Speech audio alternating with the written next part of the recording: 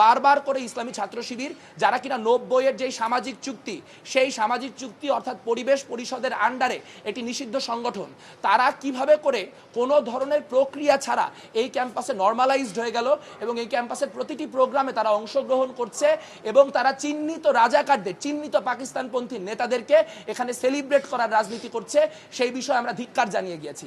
আমরা বলতে চাই যে ছাত্র শিবিরকে যদি নর্মালাইজ করতে হয়, ছাত্র শিবিরকে যদি ক্যাম্পাসের রাজনীতিতে ফেরাতে হয়, তাহলে এই প্রক্রিয়ার মাধ্যমে বারবার প্রতারণার মাধ্যমে তা করা সম্ভব না।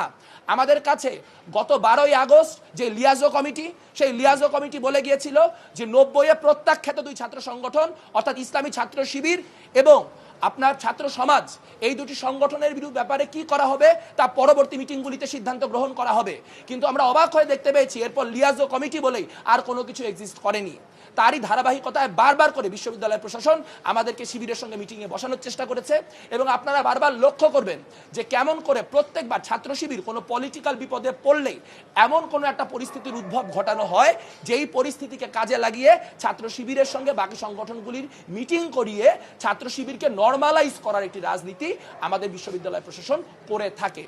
এবং এবার আমরা দেখতে পেলাম, আপনাদের কাছে মিডিয়ার ফুটেজ রয়েছে, আপনারা সাক্ষী, আমাদের বিশ্ববিদ্যালয়ে যিনি প্রক্টর তিনি প্রত্যক্ষভাবে টিএসসিতে দাঁড়িয়ে গত 36শে জুলাই অর্থাৎ 5ই আগস্ট বলেছিলেন যে যারা চিহ্নিত রাজাকারদের ছবি এখানে টাঙালো তাদেরকে ক্ষমা প্রার্থনা করতে হবে এবং তিনি বলেছিলেন যে তিনি তার জায়গা থেকে পরবর্তী 2 দিন এই প্রোগ্রাম করার ব্যাপারে নিষেধ জানিয়েছেন। কিন্তু তিনি নিষেধ করার পরও ইসলামী ছাত্র শিবির যদি এই প্রোগ্রাম করতে পারে তাহলে বুঝতে হবে ঢাকা বিশ্ববিদ্যালয়ের প্রক্টর সাইফুদ্দিন না, ঢাকা বিশ্ববিদ্যালয়ের প্রক্টর এস.এম. ফরহাদ। আমরা এস.এম. ফরহাদের প্রক্টরশিপে ঢাকা বিশ্ববিদ্যালয়ের করা অন্য কোনো মিটিংয়ে অংশগ্রহণ করব না।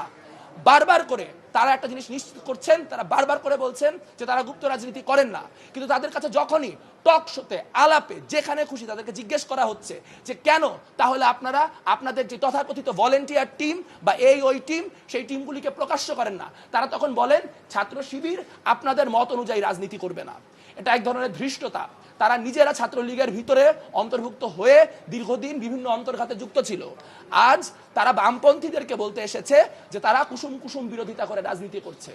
আপনারা ছাত্রলীগ আমলে এস.এম. ফরহাদ, সাদিক কায়েম তাদের ছবিও দেখেছেন, মেঘমল্লার বসু, মাইন আহমেদ তাদের ছবিও দেখেছেন।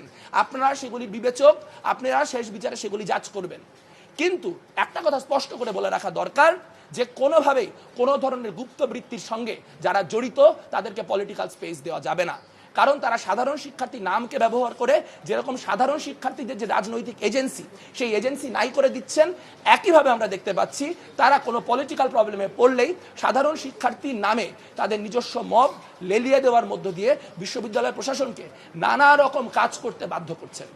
আমরা একই সঙ্গে বলেছি যে হলের যে প্রসঙ্গ, সেই প্রসঙ্গে আসলে আবাসন সংকট যেটি, সেই আবাসন সংকট দূর করার জন্য কাজ করতে হবে। আপনার বিশ্ববিদ্যালয় প্রশাসনকে নিরপেক্ষ ভূমিকা গ্রহণ করতে হবে এবং ক্যাম্পাসে নতুন বা পুরাতন যে কোনো সামাজিক চুক্তি করার মধ্য দিয়ে নিশ্চিত করতে হবে যাতে করে কেউ এটি ভায়োলেট করতে না পারে এবং ভায়োলেট করলে তার শাস্তি কী হবে এবং বাকিরা তার বিরুদ্ধে কীভাবে সংঘবদ্ধভাবে লড়বে তাই নিয়েও আমরা কাজ করব, সেই আশ্বাস আমরা দিয়ে এসেছি। তবে একটা কথা স্পষ্ট যে 71 এবং 24-এর গণহত্যাকারী যেই সংগঠনগুলি, গণহত্যার পৃষ্ঠপোষক, গণহত্যার উত্তরসূরি যে সকল সংগঠন, তাদের সঙ্গে কোনো ধরনের নেগোসিয়েশন চলবে না।